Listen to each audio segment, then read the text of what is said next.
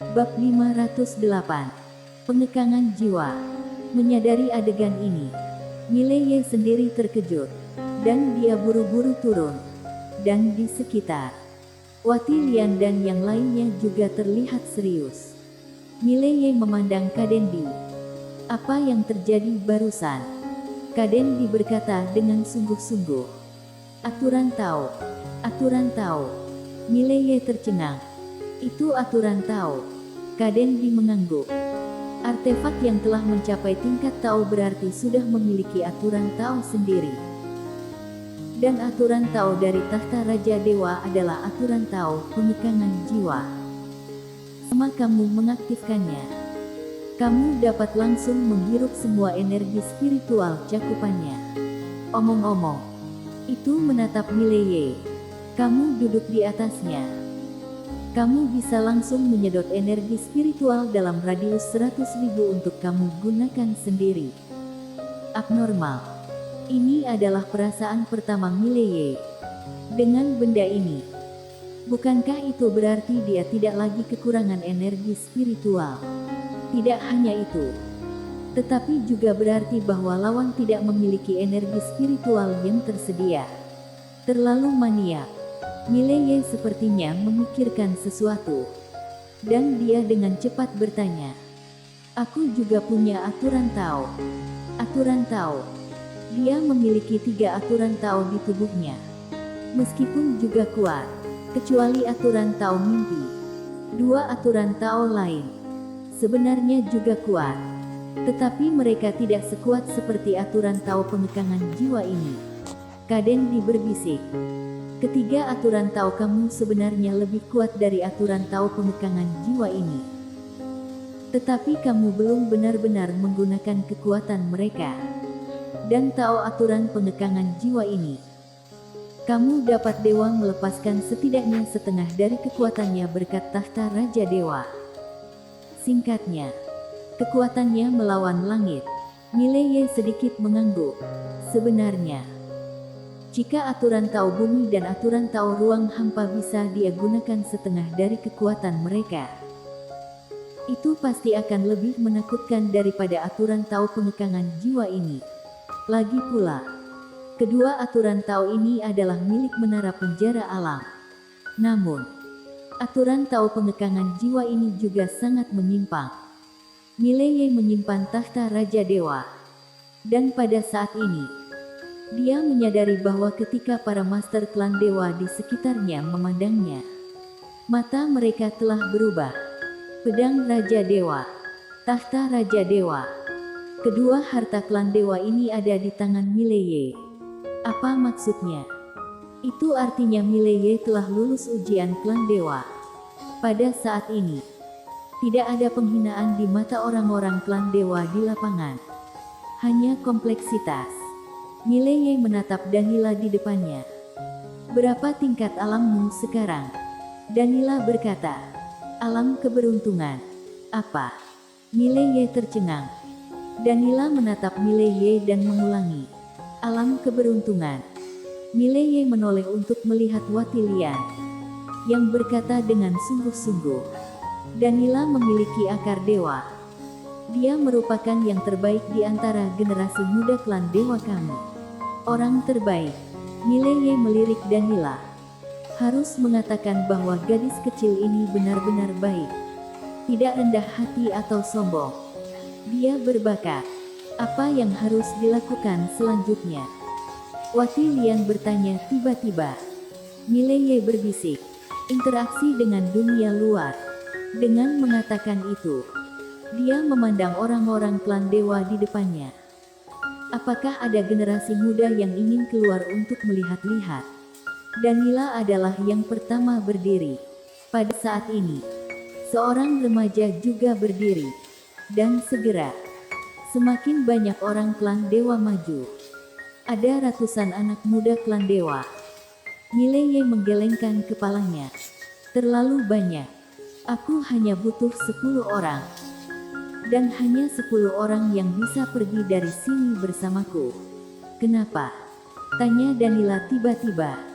Mileye tersenyum dan berkata, Klan dewa tidak terlalu kuat sekarang. Keluar seperti ini mungkin akan membawa bencana bagi klan dewa. Mengerti? Danila berbisik. Apakah klan dewa benar-benar lemah? Mileye mengangguk. Kalian harus keluar dan melihat lebih banyak ras manusia dan ras lainnya. Danila menatap Mileye. Apakah klan dewa akan kembali ke kejayaannya di masa depan? Mileye melirik orang-orang di lapangan. Tergantung kalian. Masa depan klan dewa bukan di tanganku, tapi di tangan kalian. Mengatakan itu, dia memandang Wati Lian. Pilih 10 orang terbaik dari generasi muda klan dewa. Wati Lian mengangguk. Ya, mengatakan itu. Dia berbalik untuk melihat sekelompok anak muda. Dan setelah beberapa saat, 10 orang muda berdiri. 6 pria dan 4 wanita. Termasuk Danila. Totalnya ada 11 orang. Mileye menatap 11 orang di depannya. Kalian adalah orang terbaik di klan dewa. Jadi kalian akan menanggung beban kebangkitan klan dewa. Langkah pertama adalah belajar dari manusia. Pada saat ini, seorang pria memandang Mileye. Kami tidak lebih buruk dari manusia. Mileye berjalan ke arah pria itu. Siapa namamu? Pria itu menatap langsung ke arah Mileye. Liandi Zhang. Mileye mengangguk. Aku juga manusia. Apakah menurutmu ada sesuatu dalam diriku yang bisa kamu pelajari? Liandi Zhang menatap Mileye. Lalu terdiam. Mileye berkata, kekuatan dihormati. Aku lebih kuat dari kamu. Aku layak dipelajari kamu. Mengerti? Dan di luar, aku percaya bahwa ada banyak manusia yang lebih kuat dari kamu.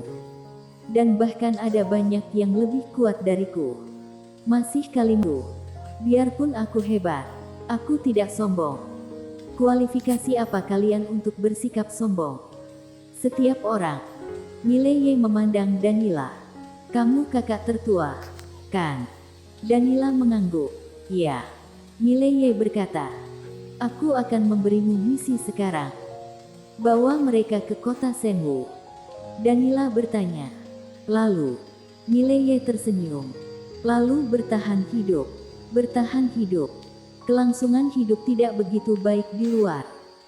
Dia meminta orang-orang ini untuk pergi ke kota Senwu agar mereka berubah. Untuk mengubah pandangan mereka tentang manusia dan ras lain. Jika klan dewa ingin berubah, pertama-tama harus mengubah generasi muda ini. Danila membungkuk sedikit. Aku akan membawa mereka kembali hidup-hidup. Setelah berbicara, dia berbalik untuk melihat 10 orang. Ayo, begitu saja. Danila langsung pergi dengan 10 orang. Pergi dengan sangat tegas. Dan sisa klan dewa memandang Mileye. Mileye berkata dengan lembut. Untuk kalian.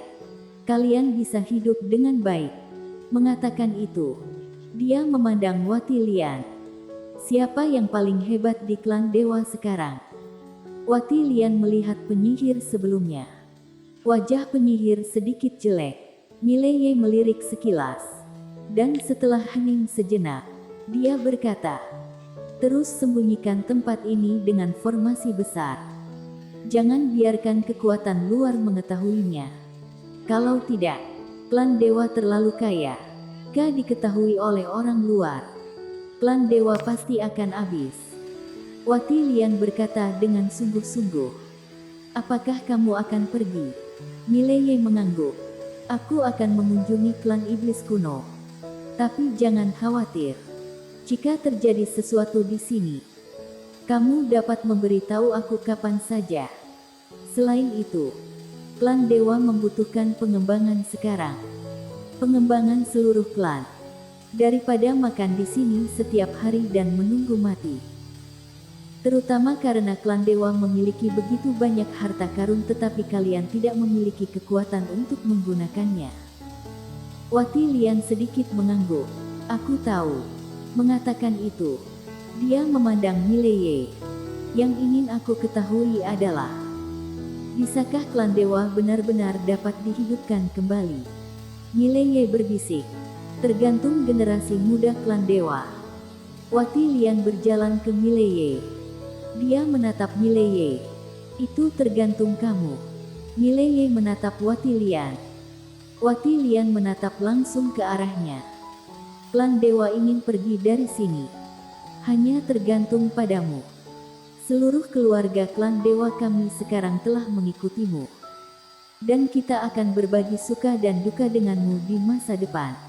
Kamu malu. Klan dewa kami menjadi terhina. Jika kamu mulia, klan dewa kami akan ikut mulia. Di lapangan, semua orang klan dewa menatap Mileye. Kadendi juga melihat ke arah Mileye. Setelah hening beberapa saat, Mileye berkata dengan lembut, "Selama aku masih hidup, tidak ada yang bisa menggertak klan dewa." Setelah mendengarnya, senyum muncul di wajah Wati Lian. Dan kemudian dia perlahan berlutut di depan semua orang. Salam Raja Dewa. Di lapangan, orang-orang klan dewa lainnya juga perlahan berlutut. Kali ini, itu adalah pengakuan nyata terhadap Mileye. Mileye terdiam. Pada saat ini, dia benar-benar merasakan tekanan. Dia sekarang bertanggung jawab atas seluruh klan ini. Tentu saja, ini adalah tanggung jawabnya. Lagi pula, dia mendapat begitu banyak manfaat di klan dewa. Mileye memandang Wati Lian di depannya. 11 orang itu akan memberi kalian kejutan besar di masa depan. Setelah itu, dia berbalik untuk melihat Kadendi. Ayo pergi. Kadendi berjalan ke Mileye. Ayo. Mileye tertegun, lalu tersenyum. Saudara Kadendi, di hatiku, kamu adalah temanku. Kadendi berkata, aku tahu. Itu sebabnya aku membiarkan kamu menunggangiku. Mileye tersenyum dan tidak menolak. Dia segera melompat ke punggung Kadendi. Segera, Kadendi mengajak Mileye menghilang di ujung langit yang luas. Wati Lian melihat ke langit. Orang jadi bertanya-tanya apa yang dia pikirkan. Pada saat ini, penyihir melayang di depannya dan berbisik. Mengapa dia lulus ujian? Wati Lian berbisik, apakah kamu tidak mengerti? Klan dewa kita membutuhkan seorang pemimpin. Awalnya, pemimpin istana Jian adalah orang yang paling cocok. Tetapi kamu tahu dia benar-benar tidak mungkin untuk kembali. Berbicara tentang ini, dia melihat ke langit. Dan dia seharusnya menjadi yang paling cocok. Meskipun kekuatannya saat ini tidak terlalu kuat, tetapi dengan bakat dan potensinya untuk menjadi kekuatan yang tiada taraf, itu juga hanya masalah waktu saja. Saat itu, dengan klan dewa kita mengikutinya, akan ada jalan keluar. Penyihir menggelengkan kepalanya. Aku tidak pernah menyangka klan dewa kita akan berakhir seperti ini. Wati Lian berkata, seandainya Putri Jen masih di klan dewa. Omong-omong, dia tidak mengatakan apa-apa lagi. Jen Jian. Meskipun wanita ini membantai hampir seluruh keluarga kerajaan klan dewa dan master klan dewa saat itu, generasi penerus tetap tidak membencinya. Karena klan dewa yang mengecewakannya terlebih dulu. Dan jika klan dewa tidak mengkhianatinya saat itu, dengan dia di sana, klan dewa pasti akan mampu bertahan dari krisis itu. Jen Jian, yang berada di puncaknya, benar-benar tak terkalahkan saat itu. Dan jika klan dewa memilikinya, maka pasti bisa naik ke level berikutnya. Sayangnya, wanita ini membantai klan dewa dengan tangannya sendiri. Inilah tragedi klan dewa. Di samping Wati Lian, penyihir tersenyum pahit. Putri Jen, aku khawatir dia tidak akan kembali. Wati Lian mengangguk. Tidak peduli apa. Dia sekarang adalah raja klan dewa kita. Klan dewa dan dia akan makmur dan akan kalah bersama. Aku punya firasat bahwa dia akan lebih baik dari Putri Jen saat itu. Penyihir akhirnya mengangguk. Aku harap begitu. Setelah Mileye dan Kaden Di meninggalkan klan dewa, mereka langsung menuju klan iblis kuno. Kelemahan terbesarnya saat ini adalah tubuh fisiknya. Dalam perjalanan, Kaden Di tiba-tiba bertanya, "Nak, apakah kamu bertemu dengan Raja Dewa?" Mileye mengangguk. Kaden Di berkata dengan sungguh-sungguh. Apa yang dia katakan? Mileye berpikir sejenak, lalu berkata, "Dia berkata bahwa aku berbakat, cerdas, dan kagum dengan tulang-tulangku. Aku adalah penjahat super yang jarang terlihat dalam 10.000 tahun. Jika aku tidak berjanji padanya untuk mewarisi pedang Raja Dewa, dia tidak akan melepaskanku." Dia berhenti. Kaden Di tiba-tiba berkata, "Aku bawel. Aku bawel." Oke. Mileye bersambung.